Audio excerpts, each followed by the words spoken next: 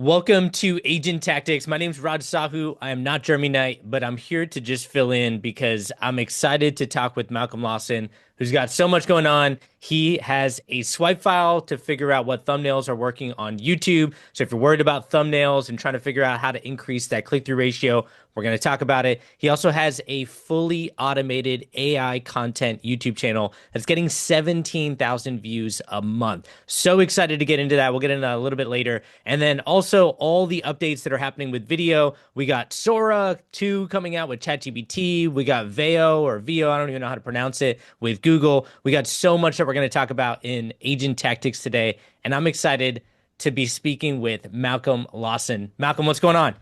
Hey Raj, man, good to see you again. How you been? Good, good. I know it's been a month since we last chatted, so I'm excited to get going on this. Do you want to start with the swipe file? I thought that was really interesting, and a good place to start. Yeah, man. So when it comes to YouTube, like obviously thumbnails is incredibly important, right? Nobody's gonna watch your video if they don't click on it first. And this is actually something kind of unique to YouTube, where on Facebook, on Instagram, on TikTok, people don't really click on your videos to watch them. It just shows up in their feed. And this is kind of a unique challenge. And a lot of people kind of struggle with that. And I think one of the best things that you can do to improve your thumbnail game and really start understanding what works well as thumbnails on YouTube is to actually start studying other creators' YouTube thumbnails. And that's really the best way to learn from it. And hold on, I'm trying to find my screen right now. I got two monitors now, and it gets overwhelming. Here we go. So I want to show you a trick that I've been doing, and this is what's known as a swipe file. And you can do a swipe file for like any industry. I also do like a little bit of like web design. If I ever see like a really cool website design, I'll take a screenshot of it, put it in a file, save it somewhere. I'm trying to learn Instagram right now. I'll save videos and so this is what's known as a swipe file. So every time I see a good thumbnail, I add it to this Word document that I have. And originally I started doing this just for Alex Hormozy. I was like, man, I really want to study Hormozy and learn how to create great thumbnails and titles like Hormozy does. And so I started putting his thumbnails in here, and then I started adding in other creators as well. And you start recognizing patterns. So Hormozy often does this kind of tweet style pattern, and I wanted to learn how to do that. And here's some other really great ones. This one right here, get shit done. I've seen this exact same like style by other creators before as well. Same thing with this kind of ranking style right here. You've seen this exact same pattern amongst other creators. Like we all kind of like steal from one another. You have that quote, good artists create, great artists steal. But when you start looking at it this way and start saving these thumbnails, you start recognizing patterns. So here is a lot of thumbnails where he's pointing to something or there's arrows. And then here's like my version of it that I've created for my own YouTube channel right here with a laptop pointing to it, having arrows. Hermosi and a lot of other creators have some really great like versus videos. And you notice that almost all the most popular versus videos do this kind of two-panel thumbnail style, and they usually have contrasting colors like this. And I kind of studied this and looked at what do I like, and then this is the one that I created, right? And so this was for a pros and cons of joining Reel. And I created this after studying these other thumbnails and kind of what's working for them. And there's still other styles that I want to do. I could do some of these other ones one day as well. Another trend I've been seeing is having like these little floating cards amongst thumbnails. And so I saved a couple of these. I was like, okay, how can I use this style in my own videos? And then I finally came out with a video. I was like, yes, that's perfect. And I created these floating cards when I was comparing all these different cloud brokerages. And this is another one. Really love the style of having kind of these charts behind you. So I started stealing these thumbnails, saving them, and then I eventually created my own kind of based on that. Now, I also have a podcast as well. And I was really like, man, how can I optimize this for YouTube? And I was like, okay, I got to up my thumbnail game. And this is what my old thumbnail would look like for my podcast. Just two like stock images, some text in the background. And I was like, okay, well, let me start actually studying, great podcasts. This is the Diary of CEO. How does he do his thumbnails? Here's Bam. Here's Mel Robinson. Here's, a few other really great podcasts, and sort of studying and like what are the patterns that I'm recognizing in them. And one of the things that I recognize is that none of them are using stock images of somebody's face. They're all almost always using still frames from the podcast. And another thing I noticed is how many of them have open mouths in them. Almost all of them, the person is like speaking and their mouth is open. And I feel like it does kind of create this like anticipation, like what is he saying? What's going on there? And so I redid my thumbnail podcast, and this is kind of the newer version that I did based on this research. And you notice all of them, we all have open mouths. And every time I do it, it's not just a stock image of me smiling and looking at the camera. It's me with my mouth open mid-sentence. And I notice that they're always looking inwards. So all of our eyes are looking kind of at each other, but also looking towards the center of the thumbnail. That's so good, Malcolm. Real quick, the Tim Ferriss one I think is great, where he's got the wrinkles on his head and he's clearly like something's going on, and then the thumbnail within the thumbnail behind him is a Yeah. guy face palming, which is so good. Like so much curiosity in just the picture alone of what they're talking about. Yeah, I mean, I would click on that. I Yeah. would get curious, like, whoa, what is going on in that image? And so I think like if you're trying to get better at thumbnails, this is hands down one of the best exercises that you can do. One, to study what are the different components of good thumbnails, but also like to get inspiration and get ideas for thumbnails. What's like the latest trend in thumbnails? And I can assure you, top creators do this. Mr. Beast does this. He looks at what is the next big trend in thumbnails and he saves them and then they try to recreate them for themselves. So if you're struggling with thumbnails, create a swipe file, go to Jeremy's YouTube channel, go to Raj's YouTube channel, and just start stealing their thumbnails and then try to recreate those on your own. So good. Taking that to like an actual real estate agent who maybe is not trying to attract, maybe they're just trying to find clients. Mhm. Where do you think a real estate agent should go to swipe thumbnails for their local area? Yeah. Well, the great thing is like it doesn't necessarily have to be like your local area. Like you could go to Jeremy's YouTube page, and when you're creating a YouTube channel, one of the most important steps is research. And I want you to study other successful creators out there. So if you want to do a channel about home tours, go to Raj's YouTube channel and study how is he doing his thumbnails, how is he doing his titles, what are the videos that actually work well. Again, go to Jeremy's and go filter by most popular. And there's three things I want you to steal from Jeremy is what are his ideas for videos? And he does a series of like real things to know before moving to Austin, Texas, right? Great. Steal that idea for a video. Go make it on your own. He also has some really good thumbnails and then study his titles as well. Yeah, so like if I was starting a new YouTube channel, I'd come here, exactly that. Like look at the very first one. I could easily make that, oh, regrets of moving to Maryland. And I would steal like that exact thumbnail, that exact title, that exact idea of videos. And so those are three things. Another thing you can steal, let's stay on this page for a second. So another thing you can steal is buckets of content, right? And this is another really important thing. What are like his most popular series on here? And just by looking at this, I can see he has the best suburbs to live in near Austin, Texas. And I'm willing to bet like that is like a popular trend. It's talking about neighborhoods and suburbs. Okay, the one in the top right, also talking about neighborhoods. Avoid buying homes in these Austin neighborhoods. His number three most popular video there is talking about new construction. I bet you that's a common pattern on his channel. And so, like, if I were to analyze this, I bet it would be, a bucket of content would be like talking about neighborhoods. Bucket of content maybe talking about moving there. A bucket of content maybe talking about new construction. And so really like those are the four things. You want to look at people's channels, try to steal their thumbnails, their titles, their ideas for videos, and the buckets of content, the series that they're doing on their channels. and then apply those same things to your channels.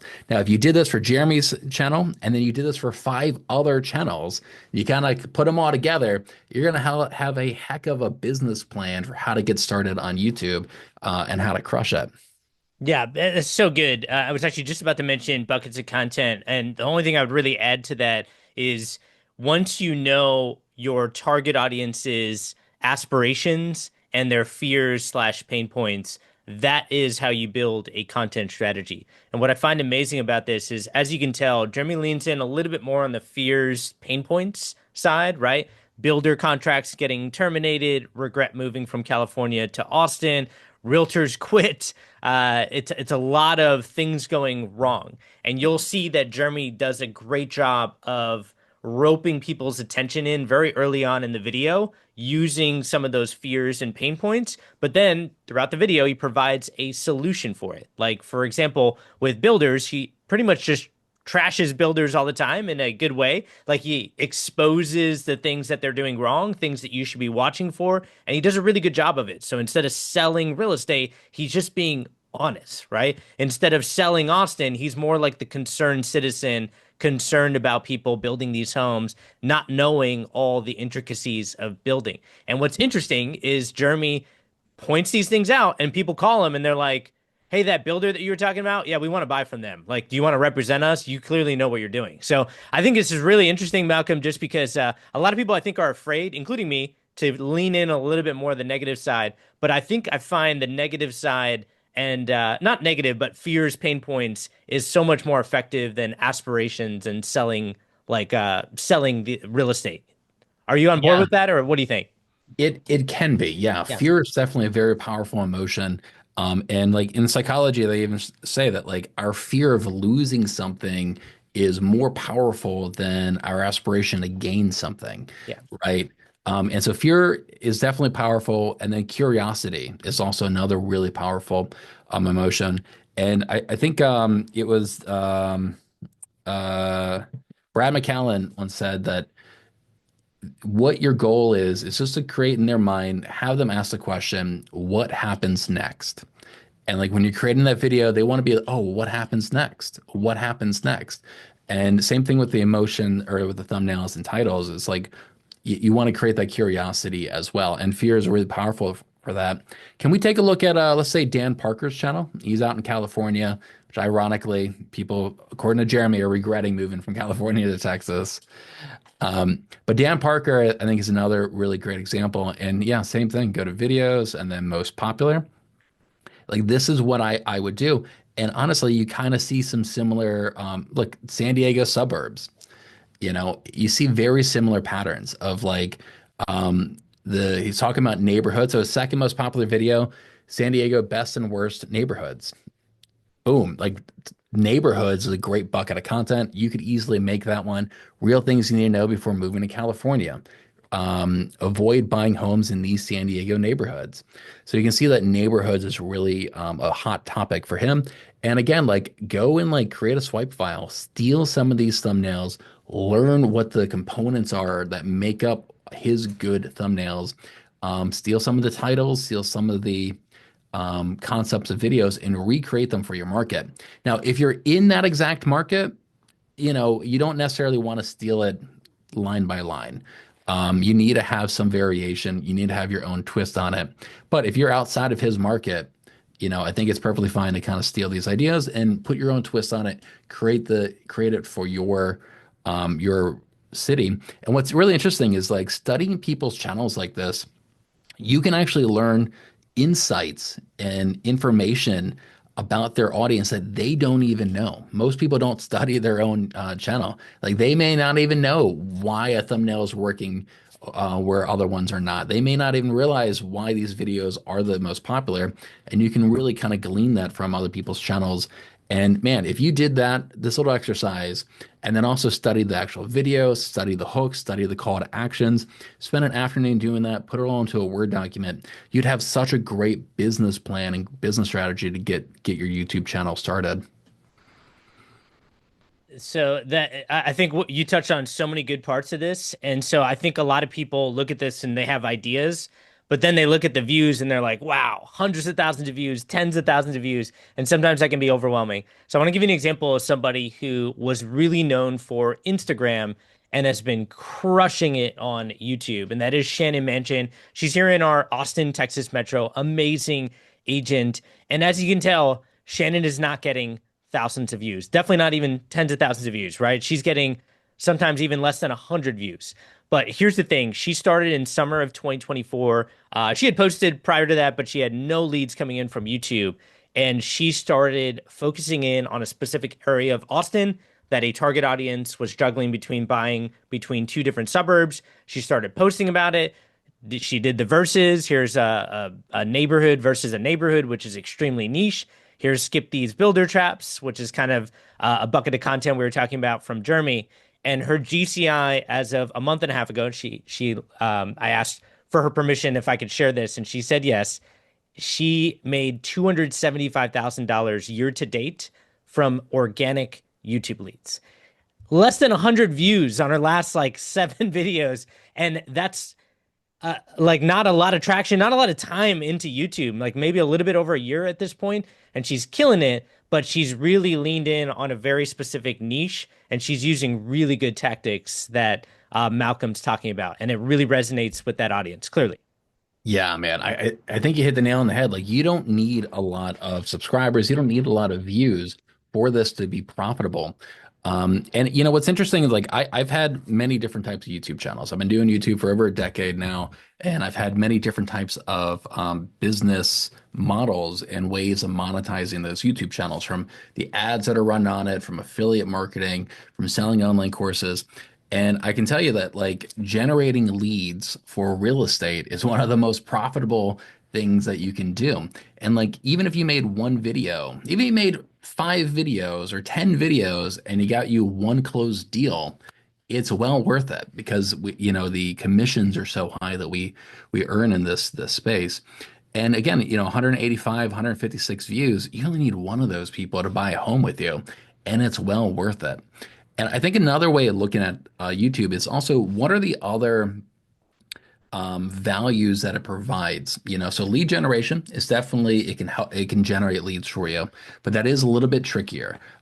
It can also really help with lead conversion as well, right? If somebody comes to you from a referral or SOI and they see that you have all these videos, it's going to give you credibility. And they're gonna start watching those and start building relationships with you before they ever even have a conversation with you.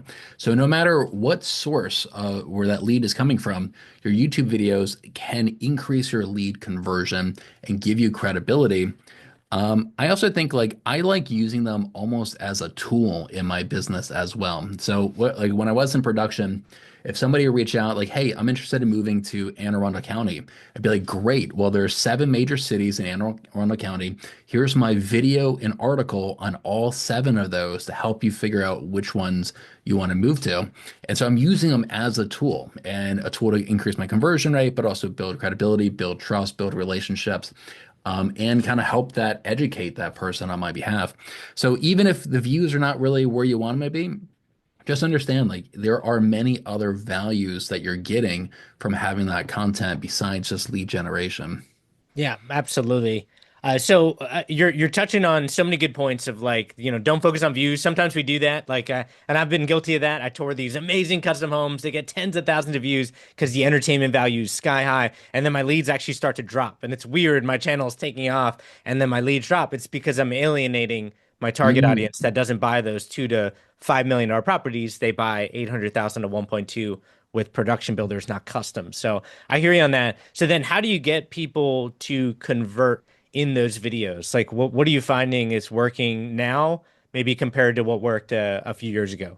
Yeah, great question. So like so a couple ways of looking at this.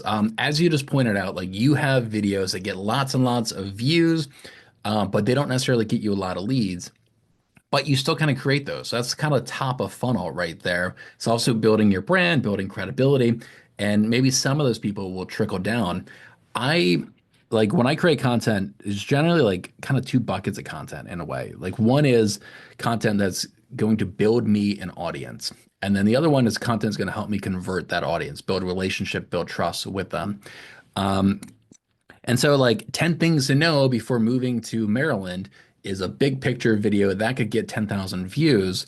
But a video about understanding, the, oh, yeah, like this neighborhood versus this neighborhood, that's going to build a little more trust and credibility, or, you know, 5 things to know before buying a home in Maryland. I don't know. There's just other ones that aren't going to get as many views. I know that when I make that, but it's going to help convert those leads and build that relationship with them. So I'd say, like, to your content strategy, like most leads that you get, they don't watch just one video, right? It's not they, oh, I watched one of your videos. I just wanted to call you after that 10-minute long video. It's like, no, they watch 4, 5, 6, a dozen, 2 dozen videos.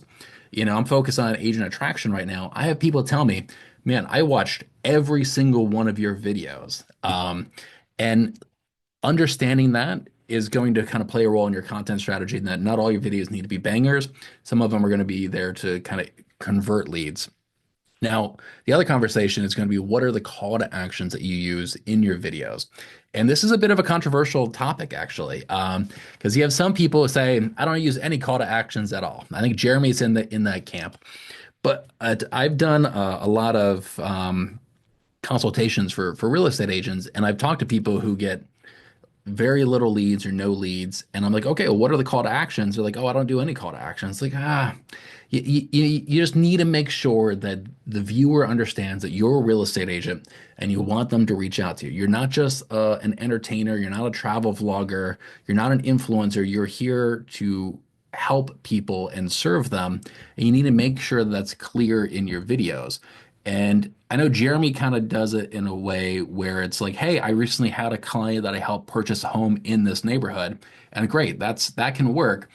I typically do like just a little bit more direct approach, as long as it's brief and concise.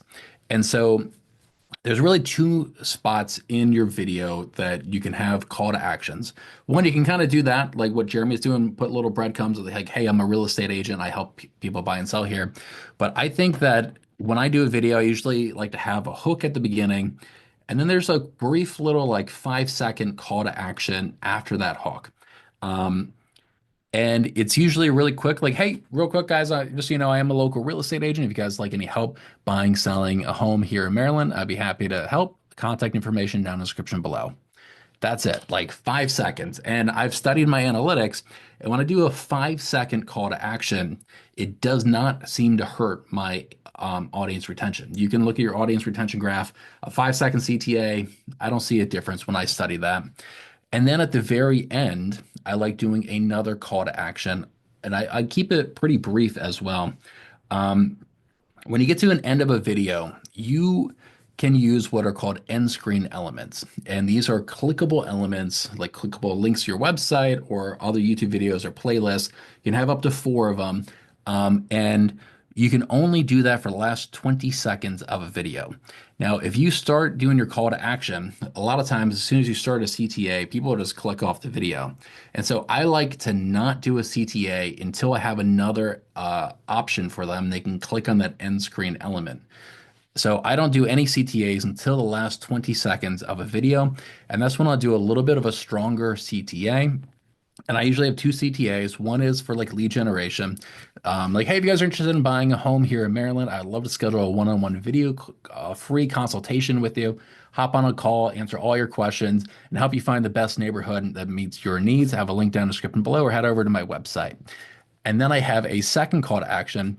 And if you guys enjoyed this video, you're probably going to enjoy this video right here, where I break down what I think are the top 10 neighborhoods for, here in Annapolis, Maryland. Thanks so much for watching. I look forward to hearing from you. So I do 2 call to actions, one for lead generation, one to get them over to the next video. And I like just having one end screen element right here, not 4 or 5. You've probably heard, like, the more call to actions, more options you give somebody, the more likely they are to do none of them. And so, there's a lot of people that will be like, hey, like my video, comment, subscribe, sign up to my newsletter, follow me on Instagram, go over to my website, text me, email me, schedule a video call with me, check out this video, check out that video. Nobody's going to do any of those things because you gave them 10 call to action. So I narrow it down to just two call to actions. One is for lead generation, one is to watch the next video. Now, I started something new in the last couple of years with these as well. And that's that I realized I was always doing like a call to action for people who are ready for that next step, ready to hop on a consultation. But knowing that most people are probably going to watch six, seven, a dozen videos of mine, I started thinking, well, what if I start alternating the call to action at the end of the video? And so what I do a lot of times now is I'll have a strong call to action, like, hey, if you guys are interested in buying a home here, I'd love to hop on a one-on-one video call with you, answer all your questions. That's a strong call to action. And then alternate that in the next video with a weaker call to action. And so it could be like, hey, if you guys are interested in buying a home here, every single week I have a deal of the week email that I send out where find the best, hottest deals on the market and I email those out. Interested in signing up for that? Head on over to my website, livingmaryland.com. So people who are maybe 6 months, 12 months out, they're not ready to contact me. I can still get them in my ecosystem, have them sign up for my deal of the week. And I've thought about like, well, what if I just have deal of the week and then a stronger call to action and then this one for the third call to action to go to the next video. I like alternating better. I think it's better just to have fewer call to actions in one video. So a strong call to action or a weak call to action. That's my take. That's my hot take Yeah, on no, yeah. that's so good. I think there's definitely testing that you can do there, and I think you brought up Jeremy not having a call to action. I think Jeremy's personality really resonates with people. I actually had one of my clients reach out to Jeremy to list their home because they knew I never did a listing before, and but I was going to refer them to somebody. But anyway, they reached out to Jeremy because they were watching Jeremy too simultaneously when they were watching me, and they had bought a home through me, and they just wanted the guy of this couple just wanted to have a drink with Jeremy, like whiskey, like just want to sit down because he's had this personality that I think is very vibrant, resonates with people. It doesn't feel like another salesman, another real estate agent trying to sell real estate. And I think that's where you can kind of get away with it. But like Malcolm said, I think what you're alluding to is providing something of value, right? Like it's what is that something of value that you can give people? And so my call to action very early was when the market was hot, nobody knew what bidding looked like. But I was looking at the computer screens of agents, builder agents. They wouldn't share verbally, but I'd ask them to show me their computer screens. So I'd mention that in videos like, hey, I'm looking at computer screens of different bids. Reach out to me if you want to get that inside information, which was a little bit risky to say, but I used it, got a lot of leads that way. Obviously, when the market softened, that wasn't a problem anymore. There wasn't any bidding. The problem, though, was there were so many options. And how do you navigate through all those options? Also, builders were not talking about options that were coming up 3, 6, 9 months from now because they want to sell what's in front of them and they don't want to make it seem like there's this supply. So I would tell people, and I'm still doing it in my videos, I know what's coming up in 3, 6, 9 months. And you should know what's coming up too before you make $1 million decision of where you're going to buy a home. If you want that information, reach out to me. So that's the new call to action that I found is working because people want that's something of value. And that's something that I got to go back to. And Malcolm, I don't even know if I'd share this with you, but I spoke at Further Together in Houston and San Antonio last month. And I gave a throwback to things that I've learned from you, Christina, and Jeremy. Do you remember this podcast that you did 5 years ago? Geez, look at that. Yeah, probably, man. Yeah, I think we had Jeremy on a couple of times. Yeah, yeah. I was gonna ask you if I could use it, but then I was like, then I gotta ask Christina and Jeremy, and I don't know if they're gonna. But what's funny is, I had ruptured my Achilles tendon over 5 years ago, and so I was just starting in video, and then I ruptured my Achilles tendon, and I remember being like, I'm gonna be on this couch. I just need to learn YouTube. Like I tried YouTube, I sucked at it like everybody else, and so I had watched this podcast that you did like 15 to 20 times. Like I memorized it, I took notes. I found Wow. what you did in I found your outdoor channel. Like I found everything. And I found that you talked about this funnel back then, maybe not as concise as you mentioned it, but I really took that and tried to run with it. And that was taking these custom homes and basically getting tons of views because there's high entertainment value. So here's a custom home, it's got 350,000 views. Here's another custom home. Here's a home. All these homes are about $2 to $3 million. I have never sold out of my 800,000 to $1.2 million price band. but these get a lot of views. It feeds my channel. It's perfect top of funnel content. And then these videos that I used to really get depressed about that only get like 200, 600 views. Guess what? This is how I convert my audience. This is Yeah. one of my clients that reach out to me through YouTube, 600 views, already got a couple leads from that. I could keep showing you. This is one of my other clients that reach out to me through YouTube.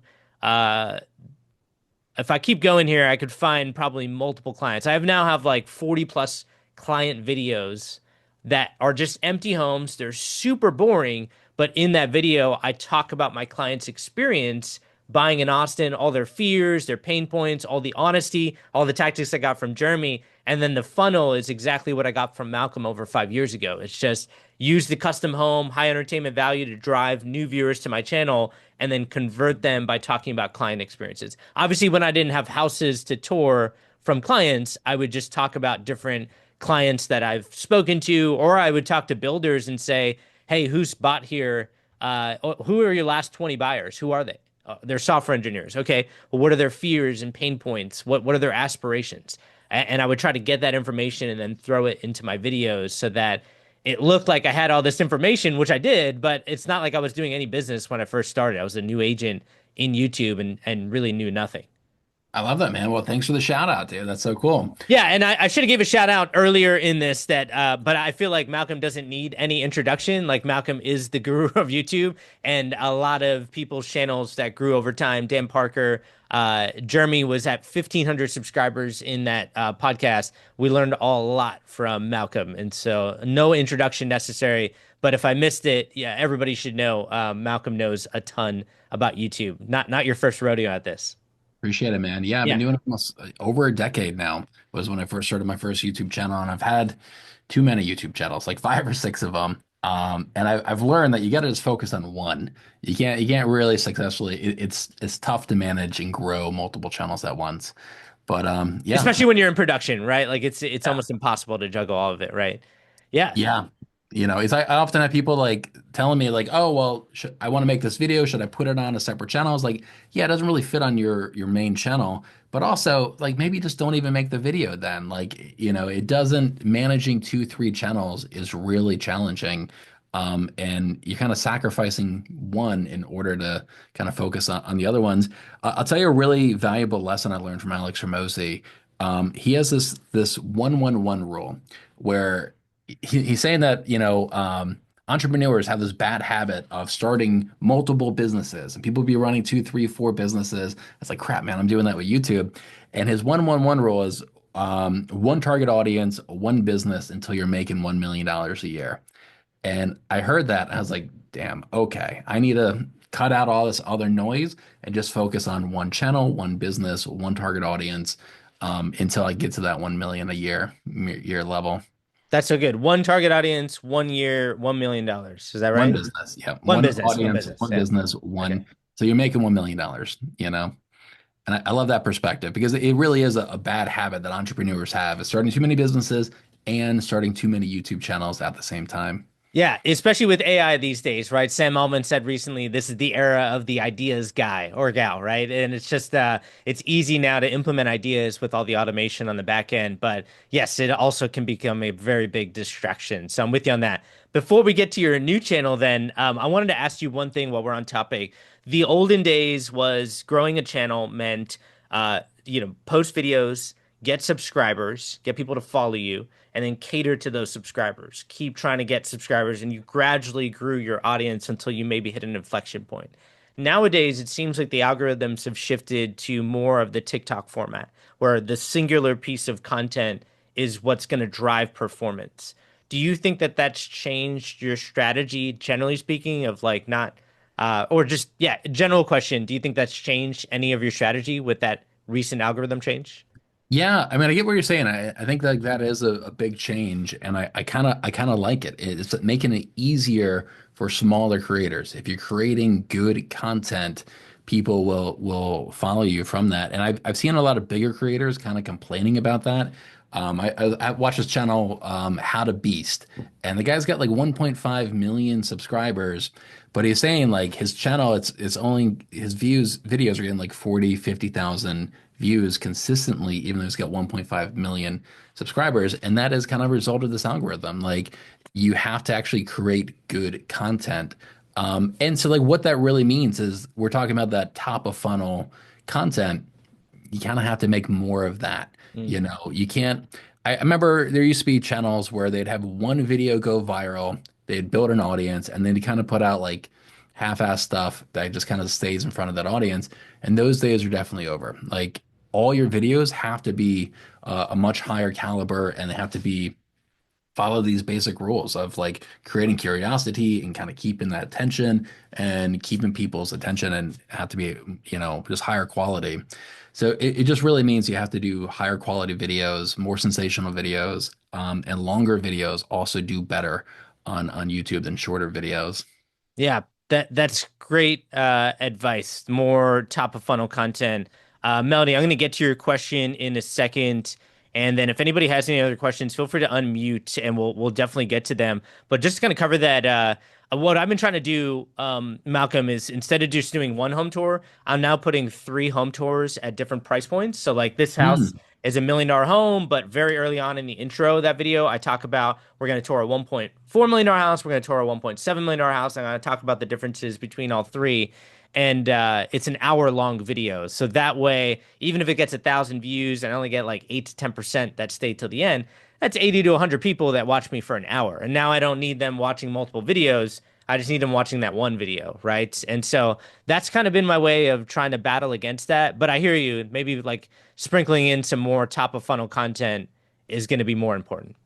Yeah, that's really interesting. Yeah. Showing doing three different home tours in one. And I feel like I was talking to somebody who's doing like these Instagram news stories, and he's saying that he feeds it into ChatGPT, and ChatGPT creates these like little ways to keep tension. Like, if you think that's cool, just wait until my last one, or this is a beautiful kitchen, but it doesn't compare to the third house I'm going to show you today. Yeah. And it makes me think like, oh, I wonder if you can kind of sprinkle these little things in to create that tension and really kind of make them want to wait and see how it compares to that third house. I love that idea actually of doing multiple ones. And I wonder if you could repurpose some of your old content in there as well. Is that what you're Yeah. doing? Or are you filming all Yeah. new?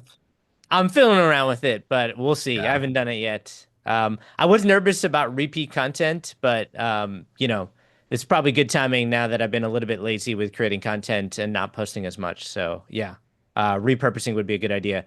A lot of my stuff was in HD though when I was consistently posting, so I got to look back at my 4K stuff.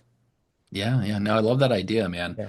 I feel like for your content, there probably is ways to kind of yeah, repurpose some of it and maybe like, hey, today we're taking a look at all four models that this builder offers in this one community. And just wait until you see the very last one. It's going to blow your socks off. But first, we're starting off with the cheapest Yeah, model, yeah, cheapest. Yeah, and just yeah, kind of build your way up from there. Like a lot of those tactics that Mr. Beast uses, you can use it in a lot of videos. There's a guy that I watch, and he's like a biologist. Like he goes around like rescuing endangered species and animals, and he applies these same like YouTube content strategies that Mr. Beast does in his videos about animals, and I'm blown away that it works. yeah. I'm like, whoa, what's next? What's next? Wait Um, until you see the alligator at the end or something. Yeah, yeah. yeah, like he does like countdown lists, and he Nice. sends these little sentences, but that's nothing compared to the last animal on the list. But first, let's take a look here. Yeah, These little things, man, they hook me, they draw me in. yeah. And next thing I know, I'm watching, 30-minute long video about, poisonous animals in Africa or something like Yes. that. It's really interesting. So those Yeah. those little tactics, man, like I think there's ways to implement them, especially with, home tours like that. That's so funny. As we're talking, Malcolm, I was thinking of the podcasting you were talking about. I was just listening to like an hour and a half of Lex Friedman talking to some guy about Roman history last night for like 90 minutes. And it's just how do they rope me in for that stuff? And Yeah. it's the tactics that it works. So Melody asks, what is the one thing that you suggest to gain more subscribers as I have seemed to hit a plateau? And then secondly, do you recommend long form or short form videos or a combination of both? Yeah. Well, let me answer the second question. That's the easier one. Yeah. Long form. YouTube is, they're essentially, their goal is to compete with Netflix and Amazon and HBO Max on people's TVs. And they just, want as much watch time as possible. And so they, on TVs, they definitely show longer content. I think that they definitely prefer that longer content on TV. And that's just the kind of the trend on YouTube is, um, and yeah, shorter content, like 5 minute long videos, sometimes they're not even worth making. It just can't compete. And a great way to kind of test this is go to YouTube and type in like moving to your city's name and look at the length of like the top ranked videos. A lot of them are gonna be 20 minutes, 30 minutes long. And then when you get to like Instagram or with the YouTube Shorts, somebody asked me at a conference last year, what my strategy would be with YouTube Shorts. And I was like, they're kind of useless. Like, you don't need to incorporate shorts at all. You don't even need those. Those are kind of like optional if you're doing it for the other platforms. Yeah, YouTube Shorts, I'm not a fan of, especially for what we do. Theoretically, people say they can build you an audience. I just haven't really seen too many people have a lot of success with them. I'm still uploading YouTube Shorts, but it's just an afterthought. And it's the way I look at it is almost like a drip email, just a way to stay in front of somebody, stay top of mind. That's the main value that they provide for me, at least. They don't really build my audience. So long form, I'm all about it. If you look at my channels, I'm not afraid to make a 45-minute long video, an hour long video. Raj just showed us an hour long video that he did. YouTube likes that. And, if somebody's going to move to a new city and make the biggest investment in their life, they absolutely will watch a 30-minute video that fully explains everything that they need to know. And they'll watch an hour-long video in a lot of cases as well. So the first question, how do you get more subscribers? Yeah, that's tricky. And I would first off go and study other people's YouTube channels and like really study it and then study yours and figure out like the content strategy. What is the content that they're creating that really is kind of top of funnel and getting in front of more people and is kind of sensational? It's really just got to follow the fundamentals. So create your content strategy.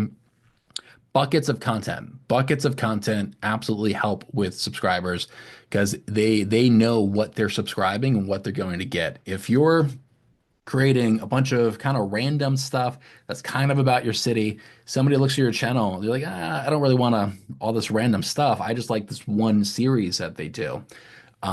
They may not subscribe because of that. So having predictable, like, hey, I do 4 series, 4 buckets of content, and I cycle through those. This is what you're going to get when you subscribe. That can be really helpful. It's just that consistency with your content strategy.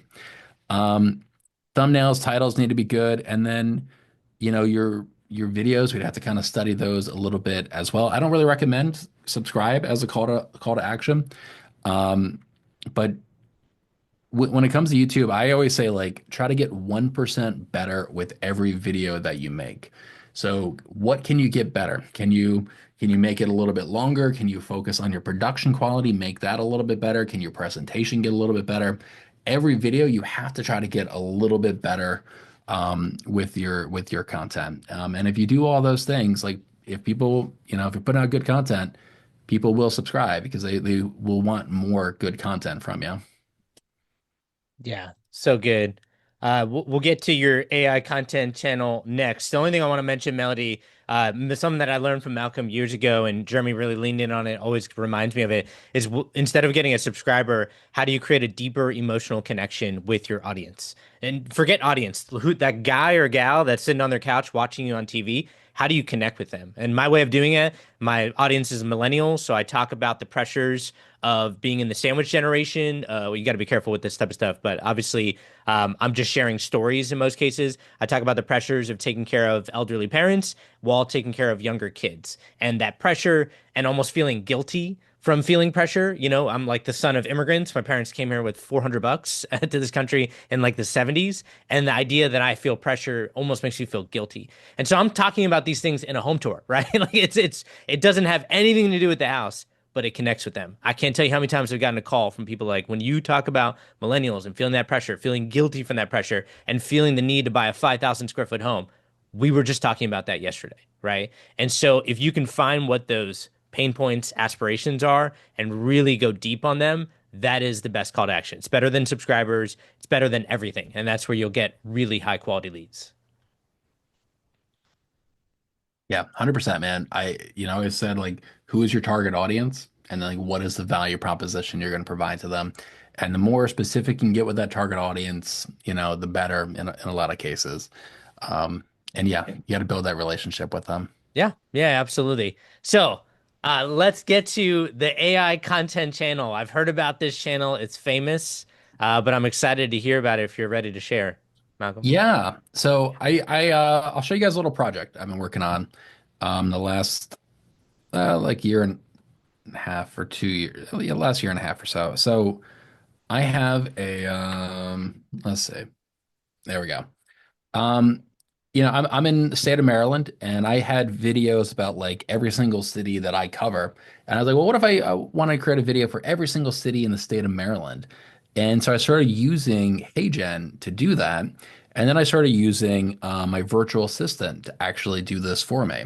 And so I created a custom GPT that creates scripts for me about these. So I have a couple of different scripts, so like 10 things to know before moving to Aspen Hill, Maryland. And I gave access to that to my virtual assistant, gave her access to my HeyGen, and then I trained her on how to use Google Earth to get videos, like drone style videos and images of these cities. And she started cranking out these videos for me. And I now have at least one video for every single city in the state of Maryland. And let me show you what these videos look like here. Maryland, you'll get a lot. So this is all AI, and then she adds B-roll on top of it. Today, I'm going to break down the 10 most important things you should know before moving to Aspen Hill, Maryland, including costs, neighborhoods, and local insights you won't find anywhere else. Don't forget to check out the full article I wrote to go along with this video on livinginmaryland.com. Let's start with the cost of living. And so, yeah, a full 10-minute long video with B-roll, and then she would find images of like what I'm talking about and edit these into the video. But like the core of this is this is all HeyGen right here. It's an AI YouTube video. And so we dive into like the analytics of it. It's all AI, right? These are the top videos. All of these are AI. 17,000 views in the last 30 days. Um, and so you can see like this works. This is an AI YouTube channel. I haven't even uploaded since looks like July, but this is getting subscribers, it's getting views, it's generating leads. Um, and so this is kind of the future, I think, is doing this type of stuff. And what I really did was I also created a website, livinginmaryland.com, and I use my virtual assistant and these videos, and every single city has an article with a video and then additional links, and then like all the homes that are for sale for that city. Um, and so this is generating me like 100 leads a month all across the state of Maryland.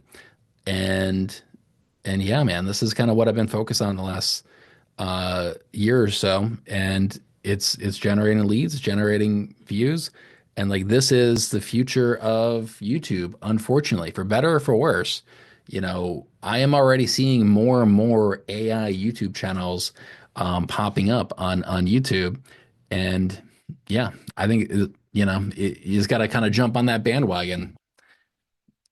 100%. Yeah, it's one of those things for better or for worse, but hopefully better. I think it's all who has access and what they use it for, right? Like you can take this and do, I'm sure you can like copycat other people, and I think those things are wrong. I mean, there's definitely going to be a lot of ethics that are involved with this, but I think what you're doing is fantastic. It's providing value, right? It's at the end of the day, Malcolm only has so much time, and you're not going to read a million articles and then talk about it, right? But this AI Yeah. can do it, and that's really good. So then you were talking about like AI and how it's evolving.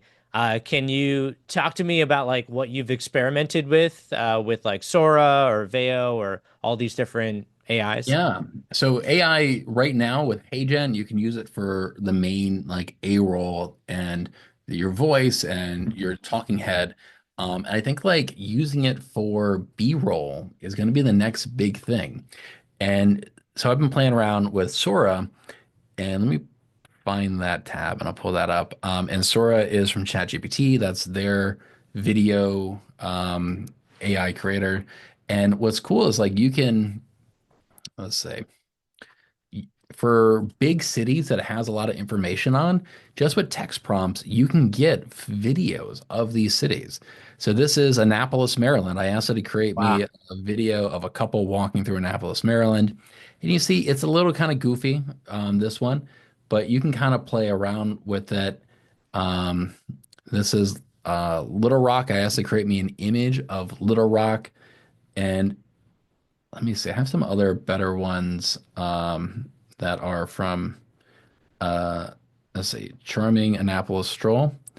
Yeah, look at this. This is close enough. This looks like Annapolis. Um, I mean, for and B-roll, it's definitely way close enough, right? Like it doesn't need to be incredible. It doesn't need to be you walking through Annapolis, right? It's perfect. Yeah, and I think a lot of these things you can now upload an image and then it will animate that image for you. So you could upload an actual image of Annapolis and it'll turn into like a little 10-second video clip of it. And like this is only going to get better. You know, this is where it's at right now. It's just with ChatGPT. But I think B-roll footage from of through AI is going to be the future. Now, it's not going to be perfect. Like the real question is 5 years from now, how do we compete against this? How do we stay relevant?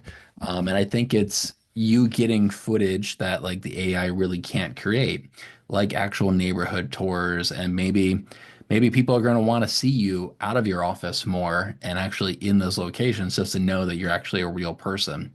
That's gonna be another, whole nother conversation is how do we use this, but also for those of us who want to keep creating content, how do we kind of stand out?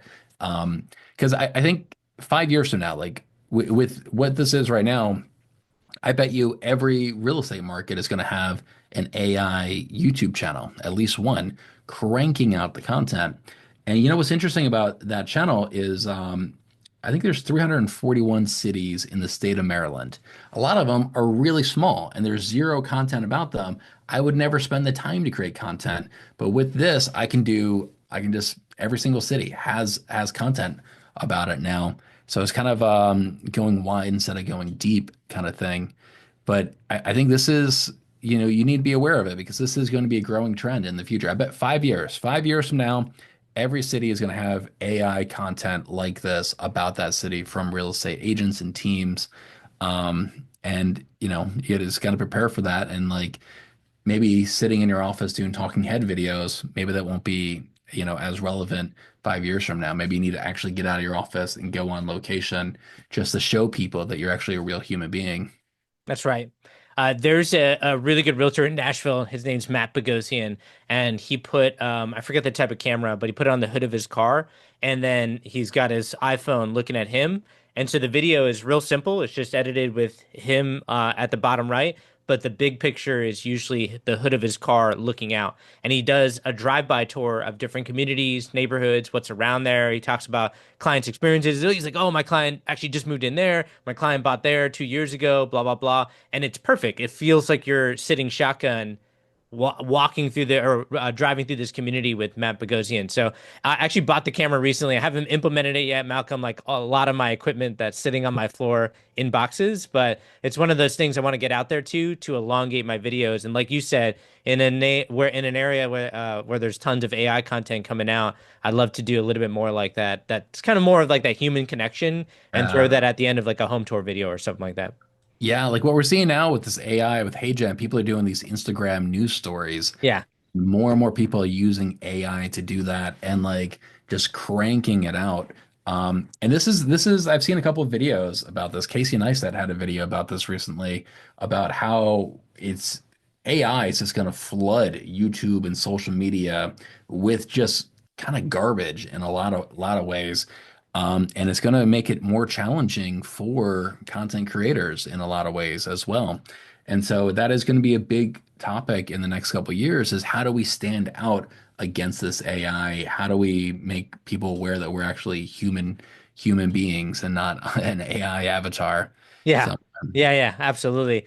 With that in mind, Derek asked a good question. Do you have any recommendations for a VA, any specific company?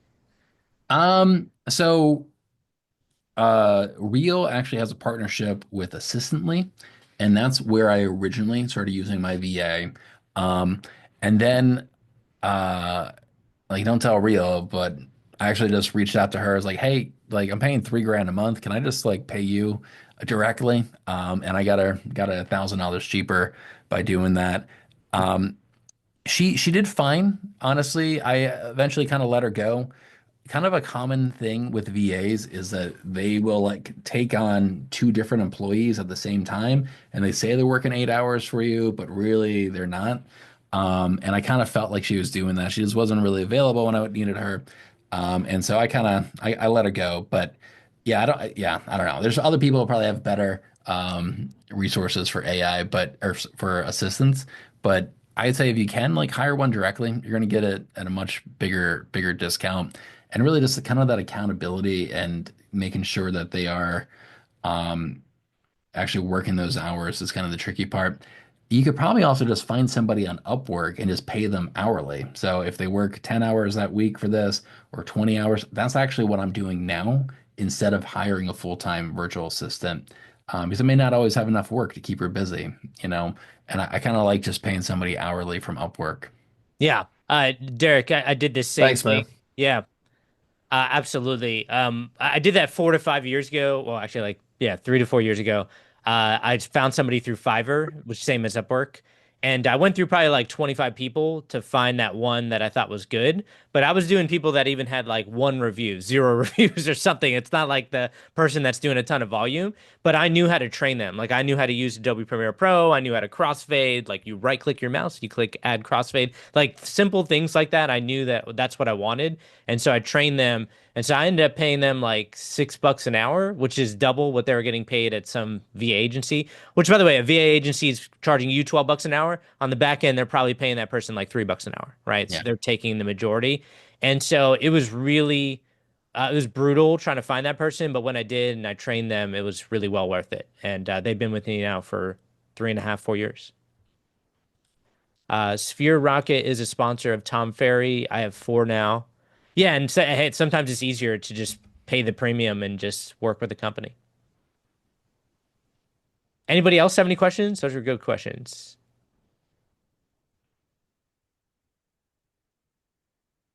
I got one, Malcolm, Let's hear it. again. So, man, as you were starting off on your YouTube journey at the beginning, I know I missed the first 30 minutes, so if this is redundant, I apologize. Um, but I just wanted to check in on as you were getting your YouTube journey started. What really was a turning point for you? Maybe number of videos, maybe I know you said, get 1% better at each video, but was there a turning point where you're like, oh man, it started clicking and you're like, okay, I know I need to do X, Y, Z, and then you retargeted your YouTube strategy. The reason I'm asking is I've been on YouTube with the Living in or Moving to Amarillo, Texas channel for a little over a year, wildly inconsistent. I've got like 10 or 11 long form content videos, but I've also closed 10 sales from it. So failure of mine is like I need to double down on YouTube. And so I'm just looking for any insight just to help with strategy, implementation, anything. I really appreciate your time. Yeah, I mean, so my personal story may be a little bit different. So I started a big outdoor channel. It's up to 200,000 subscribers now, and I started that like a decade ago for fun. And then I got into real estate in 2016, and that's when I first started making YouTube videos. And like I was one of the very first people to kind of figure out like, oh wow, you can actually generate leads from YouTube in 2016. And I think it's 2017, I made a video, 10 things to know before moving to Maryland. And I made a Facebook version of the video and a YouTube version of the video. The Facebook version went like viral within my state and got over 1 million views on Facebook, 2017. And I generated a whole bunch of leads from that, and I actually went and closed a deal from that. I was like, "Holy cow! Like, okay, this works. I'm gonna keep doing this." So for me, like once I first closed that first transaction or started generating leads, that's when I was like, wow, okay, this can work. I just gotta figure it out. Um, and yeah, I mean, I would encourage you kind of go back to the beginning of this thing. We were kind of talking about kind of the big things you want to work on when you're trying to get 1% better is going to be like your thumbnails, your titles of your videos. Can you get 1% better on that? And I don't know if this is available to everybody, but I see that now you can do A/B testing on titles in YouTube. Thank God. I'm so happy they have that. And you can do A/B testing on thumbnails. And like I highly recommend that everybody does that and start learning what are the components of a thumbnail that works. And when you do that, you really want to change like one or two variables of a thumbnail. I wouldn't do like a completely different style thumbnail, but like maybe a different color arrow or different position of your face or different text and start picking up on what those trends are that works well. And then your content strategy. What are the videos that you're making? That's a really, really important thing as well when it comes to YouTube and figuring out what your buckets of content or your series of content is going to be on YouTube. And yeah, just kind of studying your channel and figuring out what's worked well and then trying to double down on that stuff. And yeah, try to get 1% better with every video that you make. Thanks, man. Yeah. That's good. So we ran out of time, but that was such good stuff. Drop a one in the chat if you got something from Malcolm today. I'm gonna drop a bunch of ones because that was really good stuff with the AI content. I love the open mouths on the podcast. I think podcasts are underrated, Malcolm. I think more agents should lean on that, especially as human connection is going to be a big driving factor. So I love that. A lot of ones in the chat. So, Malcolm, really appreciate you jumping on Agent Tactics. We do this every Thursday at 10 a.m. Central. And so join in if you want more tactics from great agents like Malcolm. If you want more information about how to build social media, nobody knows that like Malcolm Lawson. Reach out to him. He's a great agent and has mentored hundreds and hundreds of people. I think now probably like thousands is what we could say. So, really appreciate Malcolm and his help. Thanks for jumping Yeah, on, man. Malcolm. Yeah, man. Thanks for having me. This is fun. Yeah, awesome. See you guys.